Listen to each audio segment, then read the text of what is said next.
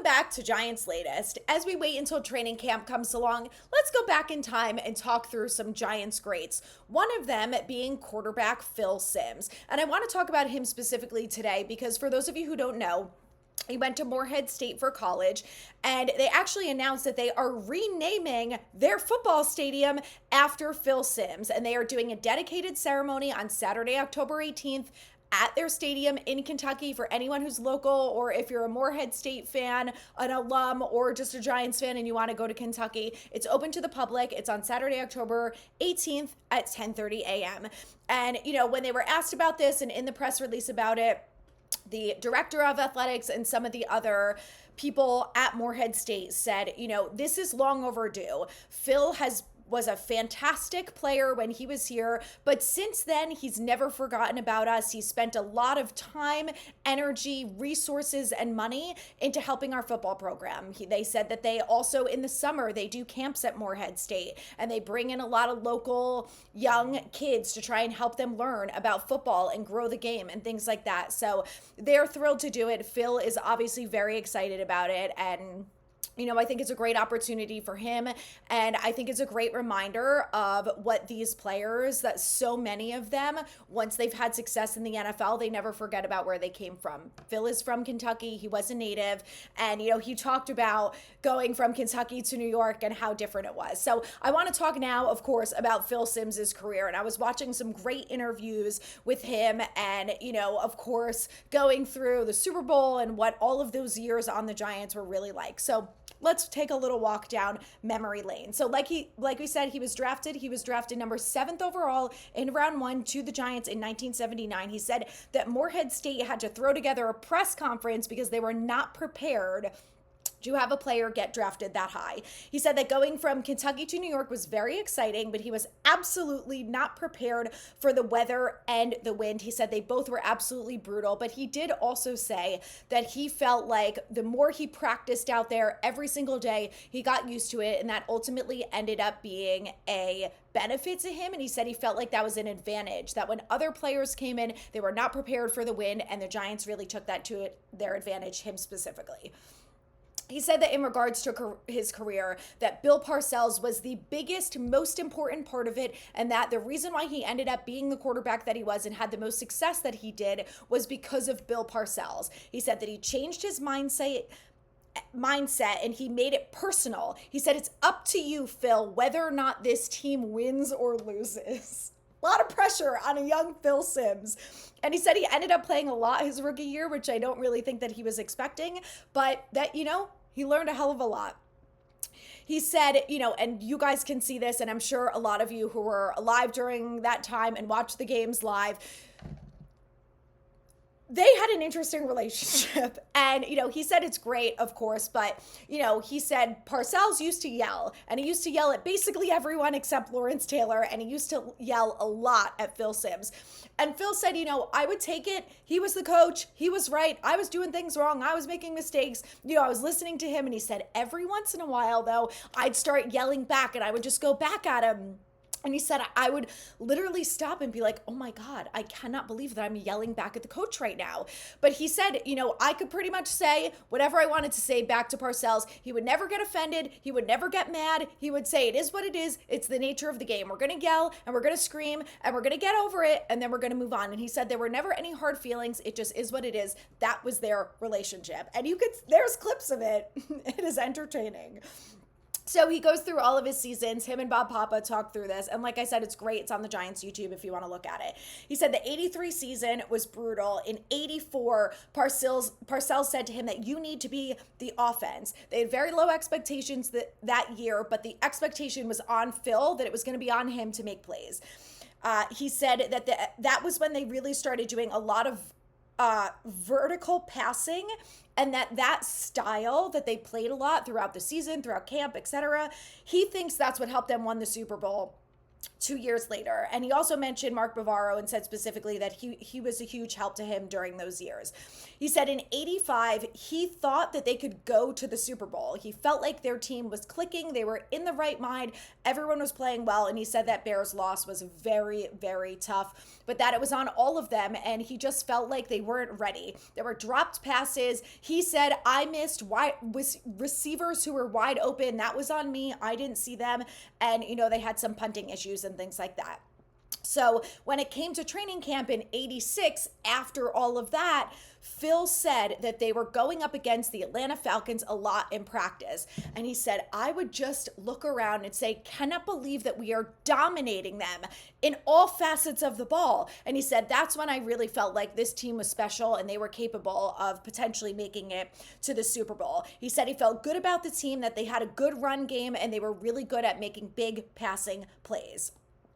He said how he threw it against the Niners and Washington, he knew that that was exactly how they could do it in the Super Bowl, that the emphasis in the passing game that week of practice was so important. He said to the point where we were all clicking, he said we were accurate. The receivers caught every single ball that came their way. And he said it got to the point where he felt like Bill Parcells was almost nervous because he was like waiting for the shoe to drop because practice was going so well that everyone caught everything. And he was like, I don't know if this is going to translate. And as I was listening to this, I was like, this is Brian Daboll says the same thing. We had a great week of practice. Why doesn't it translate? Take note from Bill Parcells and Phil Simms, because they did it right in practice and they were able to do it on the field. This is literally what I'm thinking. Like, am I a lunatic or what? Maybe, I don't know. He said he also was asked, so during the Super Bowl, of course, they have this amazing game. So for those of you who don't know, and this video, like I said, it was a really good reminder for me. I was born in 1990. I wasn't alive during the Super Bowl, sadly, so we didn't really get to enjoy it, but I've heard some amazing stories, of course, from family and everyone who was alive during it. My uncle went out to Pasadena. He was there.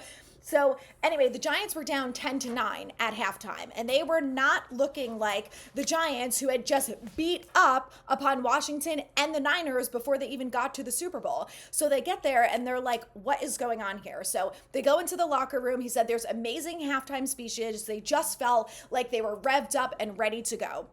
And when they came back out, he said, Phil, it's up to you. You got to get it together. Figure it out. So obviously the rest is history. They end up coming out. I think it was Mark Bavaro who caught, I think it was Mark Bavaro. Someone correct me if I'm wrong on this because I didn't write it down, of course. I think it was Bavaro who caught the first touchdown in the third quarter that had the Giants go up 16-10. And he's talking about that there's a photo of him kneeling in the end zone with his hand on his helmet like this. And in the background, you can see the score. And he said, when I saw that later, it was such a good reminder that that was really when we turned things around. And that was it. They ended up coming through. They won that Super Bowl, of course. They ended up beating up on the Broncos. And for those of you who don't know, this is Phil's stat line from the Super Bowl. Completed 22 of 25 passes for 268 yards and 3 touchdowns. His passing rating was a 150.9, and he won the Super Bowl MVP. That is still the greatest stat line of all time in the Super Bowl. Absolutely unbelievable. He said there were 2 drops from receivers, and then the third one, I guess, was a missed throw from him. Think about that for a second. In one game, out of 25 passes, only 3 were bad. That's insane. And as I was watching back some of the highlights from it, there's a tipped ball off of Bavaro and McConkey catches it in the end zone for a touchdown. Just unbelievable the way the team was clicking. And Phil talked about this, about how they just all knew that they had each other's back, that, Harry Carson and Carl Banks and LT came out there at halftime and said, we are not going to let them run the ball on us. They are not going to do it. They're going to get in the red zone. And Carl Banks says, this is just going to be a test for us. We can stop them. And they did. They did. The Giants ended up winning 39-20. They held them to 20 points. And of course, the offense went up and put up 39 points against them. So if any of you were not alive during the Super Bowl like I was, go back and watch those highlights. They're amazing and they're so fun. And it just brings back, this is what Giants football is supposed to be. So we're going to get back there at some point. Anyway, let's continue on the rest of Phil's career. So he said 87, they had a bad year. In 88, they didn't make the playoffs. In 89, he said he felt like they had a strong team. They had some new receivers in the building. They had Stephen Baker, the touchdown maker, for all of you who remember him. And Turner was another one that was mentioned. Then in 1990, the year that they go to the Super Bowl against the Bills, Phil led the team. They were 10-0, undefeated, 10 wins in a row. And then Phil Simms gets injured. And he said, he said, as soon as I went down, I knew it was over for me. I knew the season was done. He said, I was limping off the field. I felt like I broke my foot, and I just knew that that was going to be the end of it. And I didn't know what the rest of the season was going to look like. But he said, I feel proud in the area that like I did my part and I got my team, I did the best that I could do. And obviously such a devastating injury. He said that year specifically that the team was redirected a little bit and that the offseason was very well thought out. It was more methodical, less of a focus on just big plays, that they wanted to get the run game more involved at this point.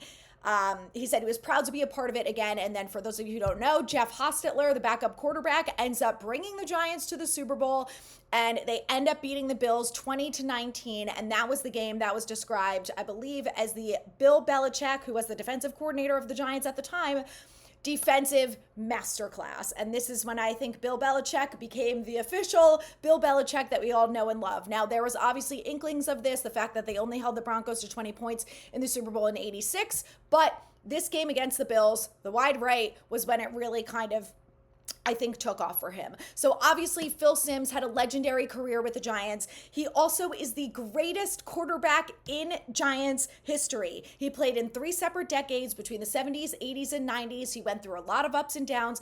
Obviously, the whole scenario of like why it's so important to have a backup quarterback, but the fact that he led the team to 10 wins, he helped them get to the Super Bowl, and Jeff Hostetler and the rest of the team took over at that point. He said he's honored to be a part of New York culture. He said he cannot believe that people still come up to him and tell him that, they love that what he did for Giants fans and everything like that. So this begs the question, why is Phil Simms not in the Hall of Fame? I don't really have a good answer for you guys, other than the fact that I think that Giants players, this is going to be my my hot take on this, is that Giants players never get the recognition they deserve. Eli Manning, not a first ballot Hall of Fame. And I don't want to hear anything about the win-loss record, okay? I don't want to hear it. That's not that important in the grand scheme of things. How many quarterbacks have won Super Bowls, have beat the greatest to ever do it, have won multiple Super Bowl MVPs? Spoiler alert, not many, okay? Not many at all. Eli Manning is still leading the postseason for the most amount of passing yards, and Phil Simms has incredible stats throughout his career in the NFL. So I think that he should be a Hall of Famer. It's also talked about during that Super Bowl stretch that Carl Banks should also be in the Hall of Fame, but they would never put another linebacker in there because LT was, but that Carl Banks was really the better player when it came to those defensive Super Bowls, that he is the one that really helped the Giants win. So I think Phil Simms should be in the Hall of Fame. I had his son, Matt Simms, on my podcast. He said Phil Simms absolutely deserves to be in the Hall of Fame. I've heard that from a lot of people. You guys tell me whether or not you think Phil Simms needs to be in the Hall of Fame. I think he deserves it. All right, let's move along to my last little bullet point here, because I thought this might be fun to share some favorite Phil Simms stories I've heard. Now, I have not actually been able to meet him in person, but I have been to quite a few Giants events that he has been at, and he is hysterical. For those of you who don't know, he's got a great personality. He's outgoing. He's bubbly, unbelievably humble for someone who has won a Super Bowl MVP, for someone who had this amazing career. He's the greatest Giants quarterback in history, for someone who went from small town Kentucky to New York and is as beloved as he is from all Giants fans everywhere. And I don't even think it's them. Like, I think so many people who know Phil Simms and saw what he did, I think have a lot of respect and love for him. So my favorite Phil Simms story is this. I went to the Giants Legends event last summer when they did all of these amazing events for the 100th year, which I guess the team didn't pick up on that it was that big of a deal. But So there were a lot of different panels during this Legends events in the city, and I don't know if any of you guys went, but if you didn't, they told some really great stories. There were a ton of former Giants players there, and they had current players. So like Kayvon was there, I think Burns was there, Malik was there, and they had Eli, Phil, LT, George Martin. I think Bavaro was there, Shockey was there. Like all of the amazing players that when you look back on Giants history all contributed so much to this team. Joe Morris, Otis Anderson, like the list goes on.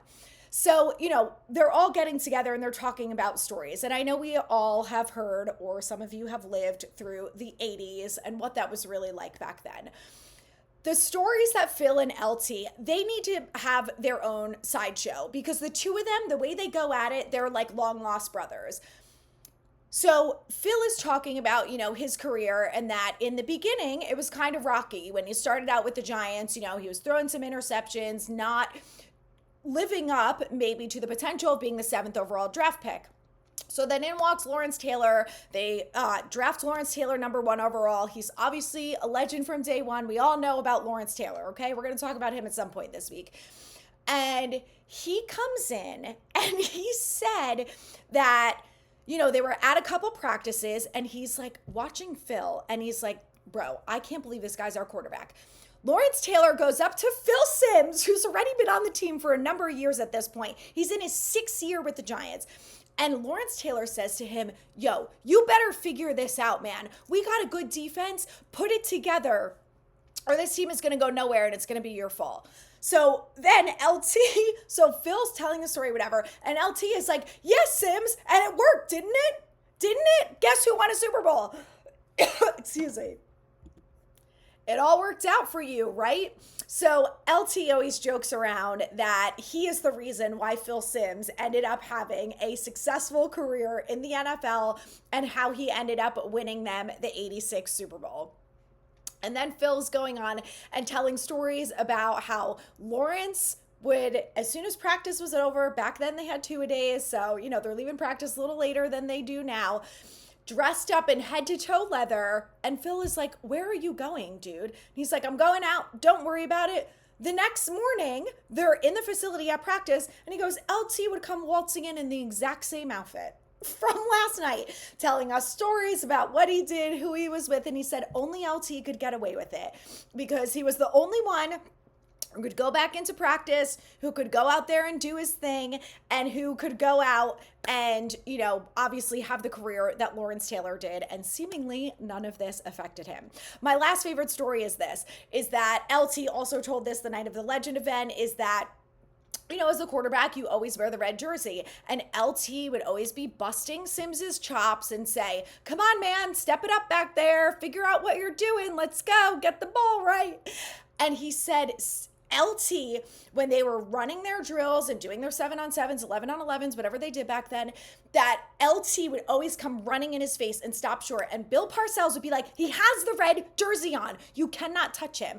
And LT would be like, just once, coach. Let me at him. And Phil Simms is like, every day I was thanking God that I had this red jersey on and that he wasn't allowed to hit me because I knew that if he hit me, he was going to toss me to the ground and beat the crap out of me. Their relationship is hysterical. The stories they tell, it's one of my favorite parts about all of them talking about the Giants. If you have a great Phil Simms memory or story, share it in the comments and stay tuned because we're going to continue to walk down memory lane for the rest of this week.